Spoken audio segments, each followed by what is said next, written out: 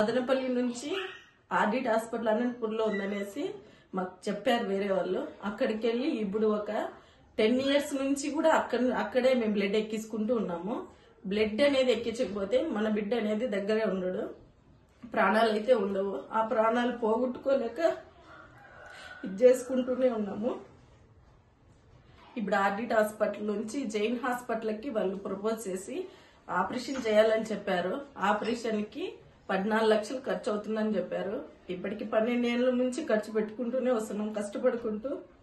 ఎవరైనా దాతలు ఉంటే మా బిడ్డ ప్రాణాలు కాపాడండి. గవర్నమెంట్ కూడా హెల్ప్ అడుగుతున్నాము, హెల్ప్ చేయండి. 14 లక్షలు ఖర్చు అవుతుంది. ప్లీజ్ దయచేసి హెల్ప్ చేయండి. నమస్తే అండి, నా పేరు హరిబాబు. నేను నీటోపల్లో రామిరెడ్డి లేఅవుట్ గాంధీ బజార్లో కాపురం ఉంటున్నాను. నా కొడుకు చరణ్ అనే వ్యక్తికి తలసీమియా వ్యాధితో బాధపడుతున్నాడు. ఈ తలసీమియా వ్యాధి ఏమిటంటే ప్రతి నెల అతనికి 2 సార్లు బ్లడ్ అనేది ఎక్కించాలి. అతను బ్లడ్ ఎక్కించకపోతే ప్రాణాపాయం ఉంటుంది. దానికి గత 12 సంవత్సరాలుగా నేను అతని బ్లడ్ ఎక్కిస్తూ అతని ప్రాణాన్ని కాపాడుకుంటూ వస్తున్నాను. ఫస్ట్ స్టార్టింగ్ సంజాన్స్ హాస్పిటల్లో చూపించాము. అక్కడ డిసీజ్ అనేది కన్ఫర్మ్ చేశారు. దాని తర్వాత 2 years ఈఎస్ఐ హాస్పిటల్లో మేము ట్రీట్మెంట్ చేయించాము. ప్రెసెంట్ అనంతపురం ఆర్డిట్ హాస్పిటల్లో మేము ట్రీట్మెంట్ చేపిస్తున్నాము. ఇప్పుడు భగవాన్ మహావీర్ జైన్ హాస్పిటల్లో ఆపరేషన్ చేస్తామనేసి చెప్పారు వాళ్ళు. అది ఆపరేషన్ ఏమిటంటే బోన్ మ్యారో ట్రాన్స్ప్లాంటేషన్ అనేసి BMT ఆపరేషన్ చేస్తామన్నారు. దానికి 14 లక్షలు ఖర్చు అవుతుందన్నారు. ఈ డోనర్ గా దానికి సంబంధించి నేనే ఉన్నాను. నా డోనరే అంటే నా బోనే తీసుకుంటామనేసి వాళ్ళు చెప్పారు.